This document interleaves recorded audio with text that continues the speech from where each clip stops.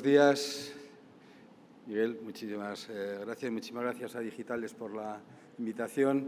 Veo muchas amigas y amigos entre el público.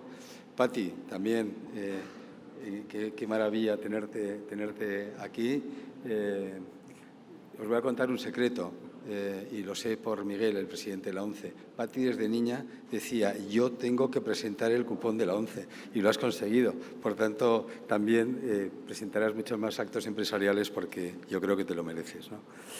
Bueno, lo siguiente también, saludar a Federico, ya sé que no está en estos momentos, también un buen amigo. Yo creo que el día de hoy se habla del futuro, se habla desde el presente al futuro. Realmente, bueno, da para unas cuantas reflexiones que las planteo en un público que en muchos casos de estos temas sabe mucho más o puede saber mucho más que yo. Pero la verdad es que la primera reflexión que hago es que el tema digital ya es un tema transversal.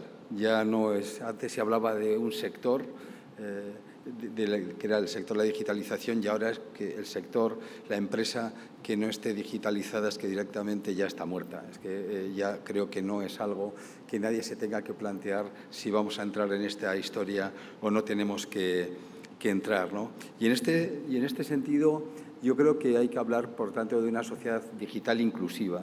Y digo inclusiva porque la única manera de hablar de competitividad va a ser a través del que todas las empresas, en este caso, de que todos los agentes realmente estén ganando ese futuro a través del presente. Yo creo que esa es una realidad, ¿no? Por tanto, yo creo que ese es el primer punto que trasladaría como elemento principal. Cuando vemos los informes Draghi o el informe Letta, hay un primer punto que sale permanentemente, que es la innovación. Yo creo que es la primera tema donde hay que reflexionar. Y en esa innovación, evidentemente, viene a través de esa digitalización, viene a través de este futuro, ¿no?, que es tan presente realmente, donde nos tenemos que centrar. Y yo creo que hay dos referencias que me gustaría hacer, o hacer un resumen de las cosas, ¿no? La primera, inversión. Por tanto, hace falta mucha inversión, se habla de lo público-privado, pero realmente para la inversión lo primero que hay que atender es a que las empresas, y lo digo con toda claridad porque en el norte de Europa no hay problemas para decir esto, tienen que ganar dinero. Es decir, en este país parece, siempre hablamos de creación de empleo, que lo hacemos, siempre hablamos de la función social, que la hacemos, siempre hablamos de sostenibilidad, que la tenemos, pero parece que no podemos decir que para que pasen todas esas cosas es necesario que las empresas ganen dinero. Por haceros un ejemplo, en el Plan de Energía y Clima, es energía, pero en el Plan de Energía y Clima al 2030, España tiene que invertir 300.000 millones de euros para llegar a ese espacio. Imaginémonos en lo digital, que tendréis la cifra. Por mucho que Europa nos pueda trasladar 30.000 millones, me da igual, 40.000, siguen faltando 260.000 millones de euros de inversión privada precisamente para llegar a este espacio. Y para eso es necesario que los gobiernos de Europa, en este caso de España, tengan presente que hay que facilitar que las empresas puedan hacer el recorrido de una forma ordenada. Y para eso hay varios aspectos que son fundamentales, y la principal palabra es la palabra confianza. Yo creo que la confianza para que los inversores crean, en este caso, en nuestras empresas, para que realmente puedan hacer las inversiones necesarias. Y hay, dentro de ese espacio, y en Business Europe es algo que lo planteamos permanentemente, hay otra barrera en la cual tenemos que trabajar y tenemos que seguir insistiendo, que es la hiperregulación. Yo creo que es fundamental también, en el mundo digital también, tener una regulación clara, una regulación sencilla para saber por dónde tenemos que ir y no encontrarnos con una maraña, con una selva de regulación en este sentido. Yo creo que son varios aspectos que nos están marcando estos espacios, sobre todo que va a haber que ganar a nivel europeo. Y lo habéis hablado también, y lo hablasteis ayer, y me parece una gran iniciativa la que tuvisteis ayer con los estudiantes, porque ahora hablamos de talento. Y cuando hablamos de talento, tenemos la realidad de que en España, José María de Payete, hasta hace nada presidente de Telefónica, y un gran presidente de Telefónica y un buen amigo además, siempre decía que faltan 50.000 personas en ciberseguridad. Yo creo que ya posiblemente cada día que pasa esto aumenta de forma geométrica la necesidad.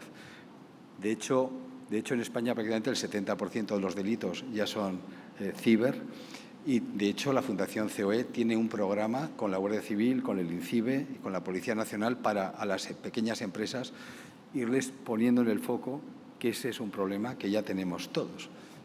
Bueno, pues ahí falta gente. Y falta gente porque nos falta gente desde el plano de la aptitud. Tenemos que poner los medios para que la gente pueda estudiar las carreras STEM.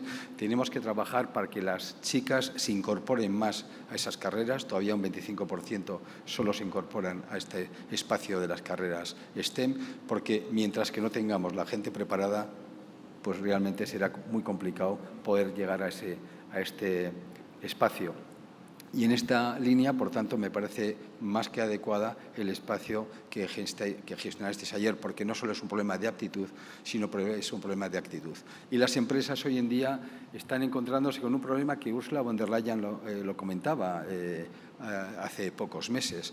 Decía, en estos momentos son las empresas las que buscan las personas y no son las personas las que buscan las empresas, que es lo que solía pasar hasta ahora.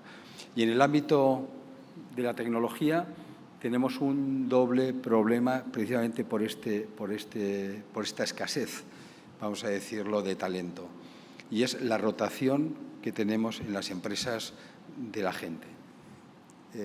Y eso es un gran problema, porque las empresas nos gusta retener el talento, nos gusta que la gente se quede con nosotros y cuando vemos las estadísticas de esa rotación, realmente nos damos cuenta que realmente ahí es donde tenemos un cuello de botella importantísimo.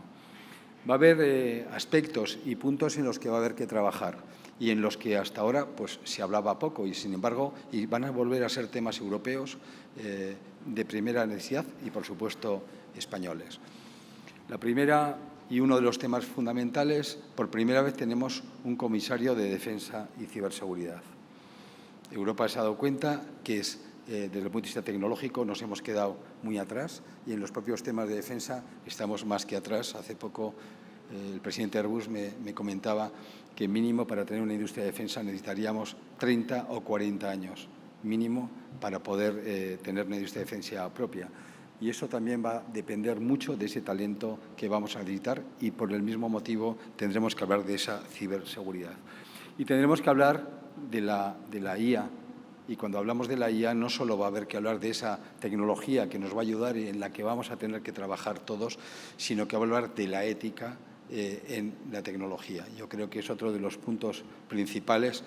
Hasta un nuevo Papa ha cambiado el nombre y ya se ha dicho a sí mismo como el Papa de la tecnología. Yo creo que es algo que tenemos encima de la mesa y Europa va a tener que defender esos principios éticos también aplicados a la tecnología. Es otra obligación. Yo creo que el mundo empresarial en este caso nos va a tocar. Y en este sentido también me gustaría plantear otro tema desde este espacio y es también la defensa de los derechos de autor, la defensa de los derechos tecnológicos, la defensa de lo que son esas patentes, esas marcas que realmente pueden estar en entredicho en estos momentos en un mundo abierto. Yo creo que es otro de los planteamientos que también vamos a necesitar para poder también, en cierta medida, blindar todas las inversiones precisamente en innovación.